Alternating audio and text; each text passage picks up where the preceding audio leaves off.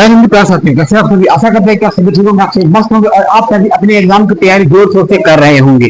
मैं आपका प्यारा दोस्त एस कृष्णा आपके अपने प्यारे से यूट्यूब चैनल किंग्स क्लासेस पर आपका एक बार फिर से स्वागत करता हूँ।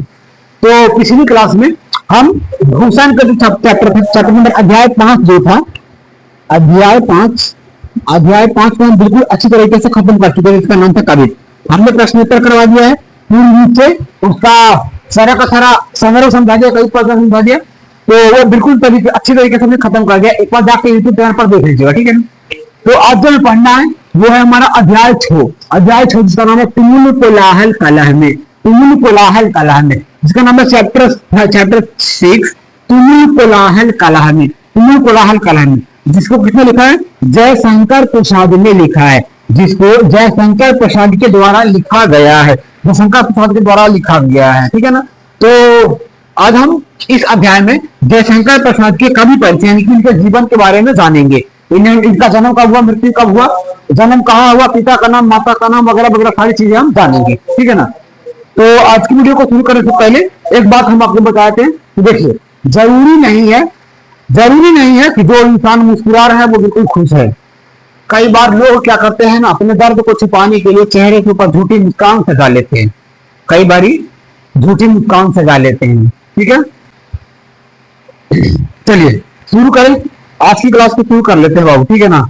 आज की क्लास को हम शुरू कर लेते हैं अपना इस लाइन के बाद अपना क्लास को हम शुरू करते हैं। जैसे इसमें क्या पढ़ेंगे, बारीकी से हर एक चीज को हम जानेंगे, ठीक है ना।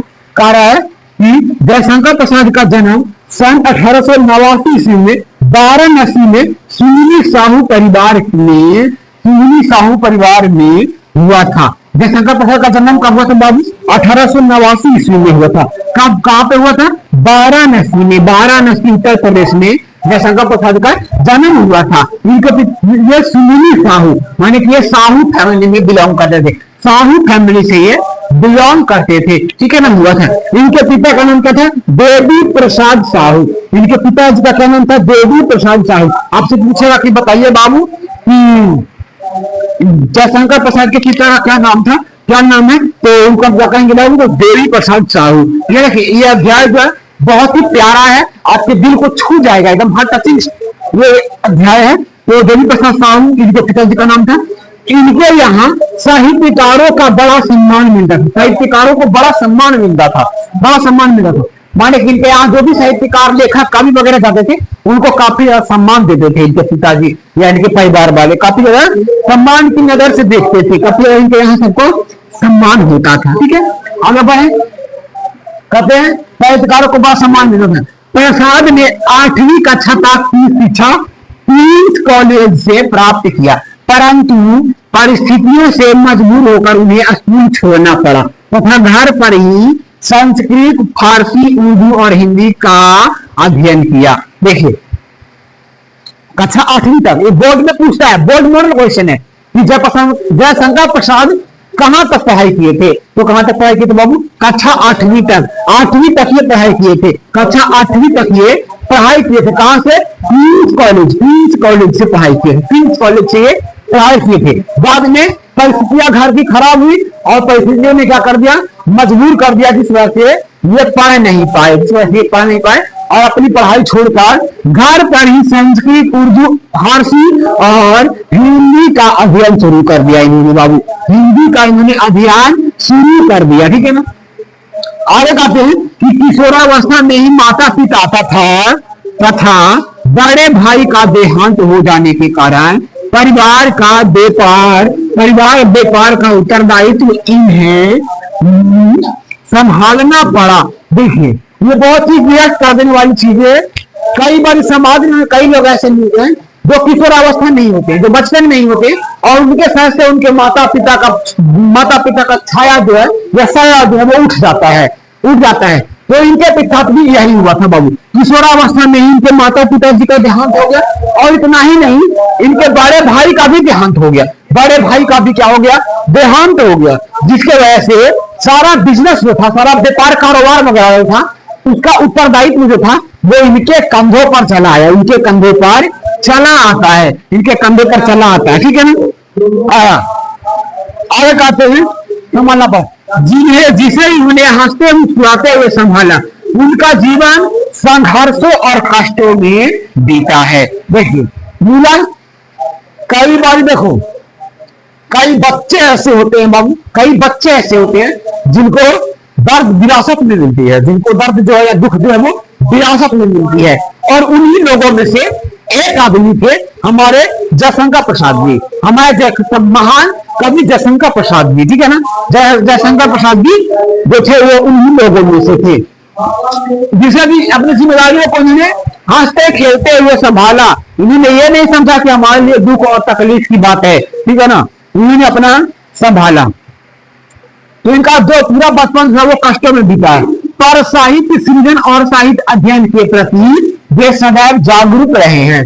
देखिए भले ही मुश्किलें बढ़ती रहे, वैसे भी देखिए महफिलों में तो हजार लोग मिलते हैं या फिर जिंदगी में तो हजार लोग बिखरते हैं, लेकिन जो दर्द और तकलीफों को मुस्कुरा कर झेलते हैं, असल मायने में वही अपने आगे निखरते हैं, ठीक है ना। ये साहित्य सृजन और साहित्य अध्ययन के प्रति सदैव जागरूक रहे, हमेशा इन्होंने पढ़ाई किया, साहित्य सृजन और साहित्य अध्ययन में ये जागरूक रहे।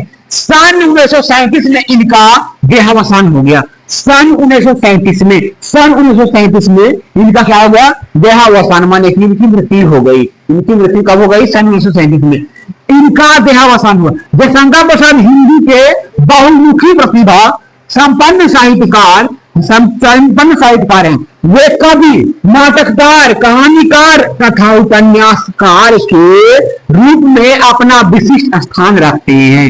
वे उनको क्या कहा था बाबू? तो उनको हम ये वो बहुमुखी प्रतिभा के व्यक्ति थे, बहुमुखी प्रतिभा के व्यक्ति थे, बहुमुखी प्रतिभा के व्यक्ति आपने कह लीजिए संपन्न साहित्यकार हैं। वे कवि, नाटककार, कहानीकार तथा उपन्यासकार के रूप में अपना विशिष्ट स्थान रखते हैं, अपना विशिष्ट स्थान रखते हैं, ठीक है ना, अपना विशिष्ट स्थान रखते हैं। उन्हें हिंदी को रविंद्र कहा जाता है, उन्हें हिंदी को रविंद्र कहा जाता है। आपसे क्वेश्चन पूछेगा कि बताइए बाबू हिंदी को रविंद्र, हिंदी का रविंद्र किसे कहा जाता है? तो आप क्या कहेंगे कि बक्सर हिंदी का रविंद्र जो है वो जयशंकर प्रसाद जी को कहा जाता है, जयशंकर प्रसाद जी को कहा जाता है, कहा जाता है। आगे देखेंगे तो इनकी लेखनी की बात करें तो चित्रधारा, कानन कुसुम, प्रेम पथिक, महाराणा की मातु, झरना लहर आंसू तथा कामायनी इनकी प्रमुख काव्य रचनाएं हैं। ये सब जो है वो काव्य रचनाएं हैं। ध्यान से सुनिएगा, इंपॉर्टेंट चीजें हम बता रहे हैं बाबू, इंपॉर्टेंट चीजें हम बता रहे हैं। आपको हर चीज को याद करते चलना है, लेते हुए चलना है, एक भी टॉपिक को छूटना नहीं चाहिए। एकदम सिंपल हम छात्र जब पढ़ाएंगे आपको एक एक चीज दिमाग में सेट कर देंगे, एक भी क्वेश्चन छूटेगा नहीं, ठीक है ना। क्या करें? उनके लेखनी में शामिल है चित्रधारा, कानन कुसुम, प्रेम पथी, महाराजा की महत्व, झरना, लहर और आंसू, झरना, लहर और आंसू, इन तीन चीजों को याद कर लीजिए बाबू। इन तीन चीजें आएगी ही आएंगी। सबसे बड़ा आएगा कि कामायनी किसकी रचना है, कामायनी किसकी रचना है? कामायनी जयशंकर प्रसाद की one of the most famous, सबसे ज्यादा प्रसिद्ध लोकप्रिय रचना है। ये क्या है? प्रमुख काव्य रचनाएं हैं, इनकी काव्य रचनाएं हैं। कामायनी को एकदम, कामायनी, झरना, आंसू और लहर याद कर लीजिएगा बाबू, एकदम याद कर लीजिएगा। आगे कह रहे हैं हम कि कामायनी जयशंकर प्रसाद का महाकाव्य है। कामायनी जो है वो जयशंकर प्रसाद का एक महाकाव्य है। कामायनी, अभी तुमने बोला Kamayani one of the most famous काव्य का जो है इनका सबसे ज्यादा फेमस प्रसिद्ध यही है, शायद जयशंकर प्रसाद का महाकाव्य है।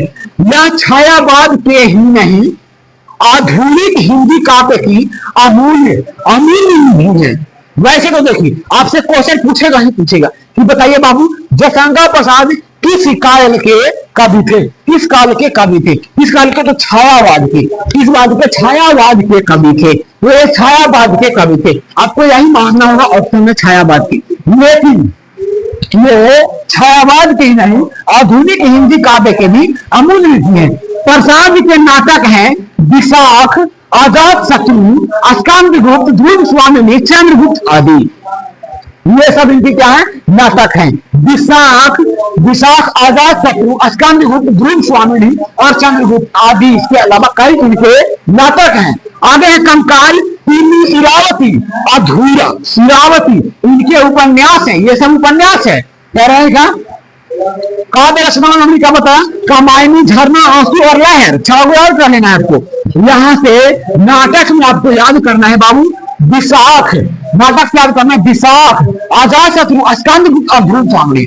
विशाख, स्कंदगुप्त, आजाद शत्रु और क्या है आपका एक चंद्रगुप्त, ध्रुव स्वामी और चंद्रगुप्त। इन चीजों को याद कर लीजिएगा। आगे हमारा क्या है इनका? अगर हम बात करें उपन्यास की तो उपन्यास में कंकाल, इरावती, इरावती इनके क्या है? उपन्यास हैं। आगे छाया, आंधी, प्रतिध्वनि, इंद्रजाल तथा आकाशदीप। आकाशदीप इनके 5 कहानी संग्रह है। कहानी संग्रह है इनके 5 जो है ये कहानी संग्रह है। एक बार फिर से याद कीजिएगा बाबू, कह रहे हैं इनके 5 कहानी संग्रह कौन कौन है? तो छाया है, आंधी है, प्रतिध्वनि है, इंद्रजाल है तथा आकाशदीप है। अब देखिए कहानी और कहानी संग्रह अलग चीज हो जाता है। कहानी माने सिर्फ एक कहानी, ठीक है ना? कहानी माने सिर्फ एक कहानी, लेकिन जैसे इसमें जुड़ जाएगा बाबू संग्रह, जैसे इसमें जुड़ जाएगा कौन सी? संग्रह, तो इसमें क्या हो जाएगा ना, कई कहानियां शामिल हो जाएंगी। इसमें कई कहानियां शामिल या सम्मिलित हो जाएंगी। इनके क्या है? 5 कहानी संग्रह हैं। आगे देख लेते हैं आगे मैं क्या कहता है इनके बारे में। जयशंकर प्रसाद जी के बारे में आगे क्या कहते हैं? आगे क्या कहते हैं? कहते हैं जयशंकर प्रसाद के काव्य की मुख्य विशेषता इस प्रकार है कि वे छायावादी कवि हैं, वे छायावादी कवि हैं तथा उनके काव्य में प्रेम और सौंदर्य का चित्रण है।